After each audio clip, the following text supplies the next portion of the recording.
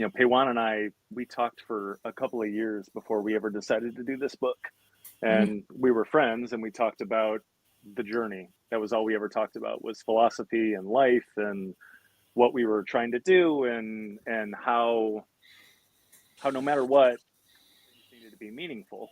I mean, if you're Mhm. walking down the street, it better be meaningful, and how is it meaningful and why is it meaningful and Yeah. look for the meaning in this and so I don't know, like at some point we kind of knew that we were going to do something together, but we didn't know what we were going to do together. And at some point he came to me and he's like, "Hey, I got this thing."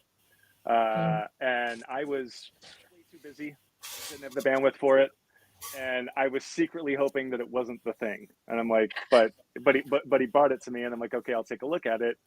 And he's like, this is it, and there's this, and there's this, and there's this, and it was clear. It was the absolute perfect thing. And so Fa Sheng is he is a martial artist. He is a Zen monk. I happen to be an ordained Soto Zen Buddhist monk. I also happen to be a reignited martial artist, which I Mhm. will talk about. But martial arts, in Detroit, uh, this is what kept me one like up on my 2 feet most of the time.